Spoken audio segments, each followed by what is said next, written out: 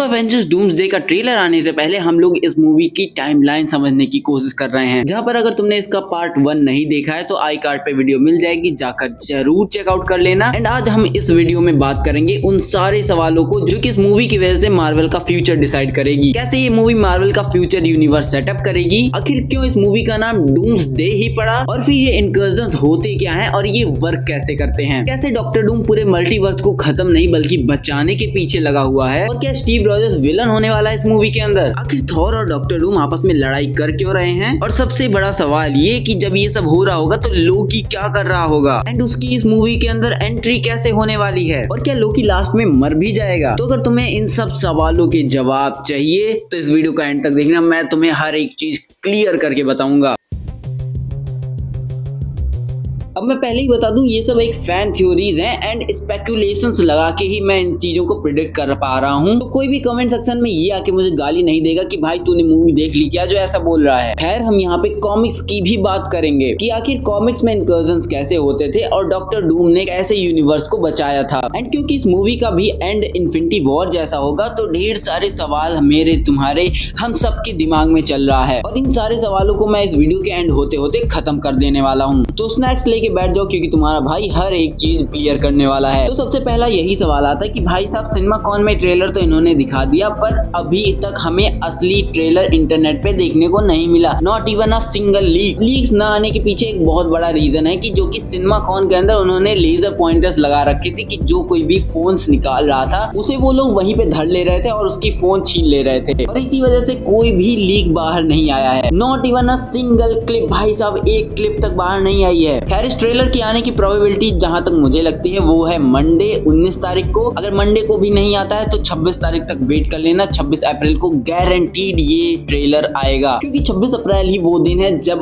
Avengers end game release हुई थी। तो बहुत सारी पॉसिबिलिटीज है कि ये लोग 26 अप्रैल को या तो ये लोग ड्रॉप कर दें या फिर 19 अप्रैल को यानी कि मंडे को शाम को 6:30 बजे ड्रॉप करें। चलो हम लोग बात कर लेते हैं मार्वल के फ्यूचर के बारे में, जहाँ पे एंड गेम के बाद से सबसे बड़ी मूवी होने वाली है ये मार्वल की। एंड मेरे हिसाब से ये इस डेकेड की सबसे बड़ी मूवी होगी सीक्रेट वॉर्स के बाद। हाँ, तुमने सही समझा, अगर ये मूवी अच्छी हो गई तो सीक्रेट वॉर्स इससे भी बड़ी मूवी होने वाली है, क्योंकि डूम्सडे में जो कुछ भी होगा उसके कॉन्सिक्वेंसेस देखने को मिलेंगे तुमको सीक्रेट वॉर्स के अंदर। एंड सीक्रेट वॉर स्टार्ट कैसे होगी ये भी हम आगे इस वीडियो में समझेंगे। बाकी सीक्रेट वॉर के बाद मार्वल अपने आप को सॉफ्ट रिबूट कर देगा एंड नए नए मूवीज पे काम करेगा, जैसे कि एक्समैन। इवन एक्समैन की 1-2 मूवीज तो ग्रीन लिट भी कर दी गई है एंड उन्हें लिखना स्टार्ट भी कर दिया गया है, और ये मूवीज अल्टरनेट टाइमलाइन की नहीं बल्कि मेन यूनिवर्स की कहानी होंगी। बट अब बात कर लेते हैं कि आखिरकार इस मूवी का नाम डूम्सडे क्यों रखा गया। जितने भी कैजुअल मार्वल फैन है उन्हें लगेगा भाई डॉक्टर डूम इसका विलन है तो मूवी का नाम डूम्सडे इसीलिए रख दिया। बट मेरे जैसे नर्ड लोगों को पता है कि मार्वल कुछ भी यूं ही नहीं करता। तो असली दुनिया में एक डूम्सडे क्लॉक नाम की चीज एग्जिस्ट करती है जो कि इस दुनिया के न्यूक्लियर वॉर से खत्म होने के चांसेस को प्रिडिक्ट करती है। इस क्लॉक को साइंटिस्ट ने बनाया और ये दिखाती है कि कितनी जल्दी दुनिया खत्म हो सकती है, वो भी न्यूक्लियर वॉर से। सिंपल भाषा में कहूँ तो ये दुनिया का अंत प्रेडिक्ट करती है, वो भी न्यूक्लियर बॉम्ब से। एंड ऐसा ही कुछ हमें देखने को मिलेगा एवेंजर्स डूम्सडे के अंदर, जहाँ पर हमें पूरा मार्वल यूनिवर्स तबाह होता हुआ दिखेगा। एंड इसीलिए इसके लिए क्लॉक भी चला रखा है लाइव ने मार्वल के ऊपर, जो कि तब तक चलता रहेगा जब तक एवेंजर्स डूम्सडे रिलीज नहीं हो जाती। और ये डूम क्लॉक अगर तुम्हें देखना है तो जाके तुम मार्वल के ऑफिशियल लाइव हैंडल पे जाके चेकआउट कर सकते हो, वहाँ पे वो रोज चल रहा होता है हमेशा 24 घंटे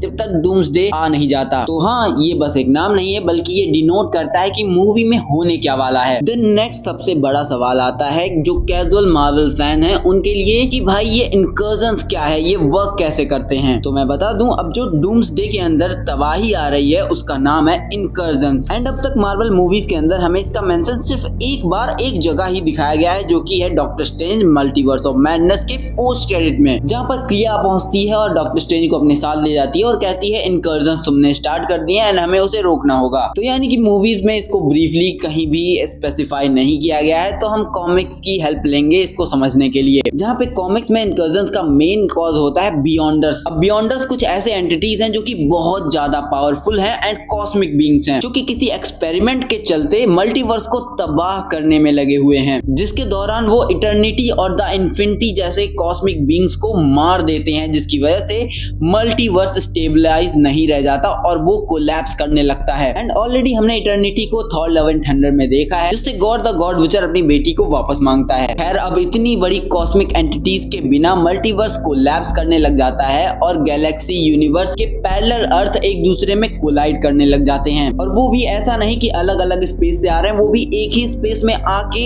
एक दूसरे से कोलाइड करते हैं। और ये तब तक होता है जब तक दोनों यूनिवर्स में से एक यूनिवर्स खत्म ना हो जाए। यहाँ पर अगर ये दोनों ही यूनिवर्स कोलाइड हुए या फिर कोलैब किए यानी कि मिले, तो भाई दोनों की ही पॉपुलेशन खत्म हो जाएगी। और इस चीज से बचने का सिर्फ एक छोटा सा ही सॉल्यूशन है, और वो सॉल्यूशन ये है कि कोलाइड हो रही अर्थ में से एक अर्थ को डिस्ट्रॉय कर दो, जो कि मोरली तो बहुत ही गलत है पर प्रैक्टिकली बहुत ही ज्यादा सही बनता है। और कॉमिक्स के अंदर ये काम एक बहुत ही स्ट्रॉन्ग टीम करती भी है, जिसका नाम है कबाल, जिसको लीड करता है थैनोस।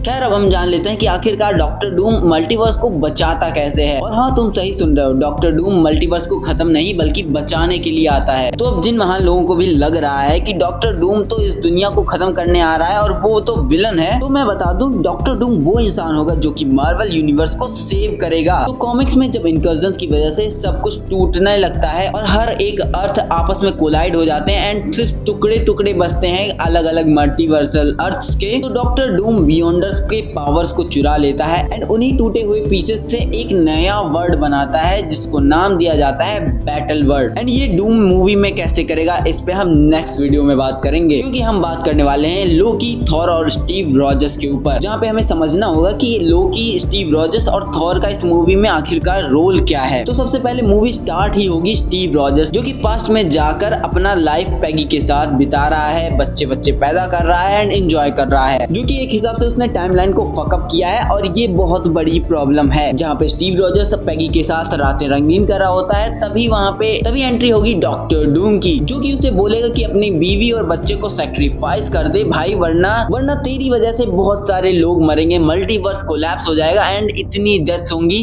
कि तू गिन नहीं पाएगा। जिसके बाद स्टीव रॉजर्स कहेगा भाई मैंने जिंदगी भर बहुत सारा सैक्रिफाइस किया, अब नहीं करूंगा। अब ना सुनते ही डॉक्टर डूम का माथा ठनक जाएगा और वो उसे उठा के फेंक देगा एक्समैन के यूनिवर्स में, जो कि खत्म हो रहा है। ये वही यूनिवर्स होने वाला है जहाँ पे सेंटिनल्स ने अटैक कर रखा है, सब कुछ तहस नहस हो चुका है एंड युद्ध कई सालों से चल रहा होता है। जहाँ पर डॉक्टर डूम ने ये करके टाइमलाइन की फकअप होने से रोकने की कोशिश तो की, पर ये ऑलरेडी फकअप हो चुका है, यानी कि स्टीव रॉजर्स का किया गया कांड अंडू नहीं हो सकता, तो इसलिए बड़ी प्रॉब्लम हो चुकी है। अब अगर तुम्हें नहीं पता तो मैं बता दूं, डॉक्टर डूम बहुत ही ईगो वाला इंसान है और बहुत ही रेयर केस में वो फैंटास्टिक फोर की मदद लेना चाहता है। जहाँ पर उसे अब कुछ नहीं समझ में आता तो वो सबसे स्मार्ट ब्रेन के पास ना जाकर उसकी बीवी के पास जाता है, यानी कि रीड रिचर्ड्स के पास ना जाकर सूजन स्टॉर्म के पास जाता है, क्योंकि कॉमिक्स में भी सूजन स्टॉर्म एंड डॉक्टर डूम का काफी कुछ चक्कर रहा है एंड इवन सीक्रेट वॉर्स में तो वो अपनी उसे बीवी बना लेता है। खैर ये वही सीन होगा जो कि हमें फैंटास्टिक फोर मूवी के एंड क्रेडिट में दिखाया गया था, जहाँ पे डॉक्टर डूम कहेगा सूजन से कि भाई अब हम लोग का भी अर्थ कोलैप्स करने लगा है एंड हमें इसे बचाने के लिए कुछ ना कुछ तो करना पड़ेगा। जिसके बाद ये सभी लोग फैंटास्टिक फोर के साथ डॉक्टर डूम मिलकर स्पेसशिप में बैठेंगे एंड मल्टीवर्सल ट्रेवल करके पहुंचेंगे अर्थ 616 पे, जहां पर 616 के आउटर स्पेस में पहुंचते ही थंडरबोल्ट्स यानी कि दी न्यू एवेंजर्स के पास इसका कॉन्फ्लिक्ट अलार्म बजने लगेगा, जो कि हमें थंडरबोल्ट्स के पोस्ट क्रेडिट में एकदम क्लियरली दिखाया गया है कि स्पेसशिप आ रहा होता है फैंटास्टिक फोर का, उस पे 4 लिखा होता है एंड ये लोग देख के चौंक जाते हैं कि ये क्या आ रहा है भाई। खैर अब क्योंकि ये एक आउटर स्पेस का थ्रेट है तो यहाँ पे सेंट्री की पावर्स वो यूज नहीं कर सकते, क्योंकि वो बहुत ही खतरनाक है, वो अर्थ को ही खा सकता है। तो ऐसे मामले को संभालने के लिए वो लोग बुलाएंगे थॉर को, जो कि थॉर ही वो एक लौता एवेंजर है जो कि सबसे पावरफुल है एंड वो एक स्पेस थ्रेट से लड़ भी सकता है। यहाँ पे थॉर अपनी बेटी को न्यू एसगार्ड के किसी जंगल वाले घर में छोड़ के आएगा ताकि वो वहाँ पे सेफ रहे एंड वहाँ से आने के बाद वो एवेंजर्स टावर्स में मिलेगा fantastic four and doctor Doom से। पर ऐसा होगा क्यों मैं बताता हूँ। देखो फैंटास्टिक फोर वाली यूनिवर्स में उन्हीं का जो बैक्स्टर बिल्डिंग है वो बहुत ही इंपॉर्टेंट है और इस यूनिवर्स में यानी 616 में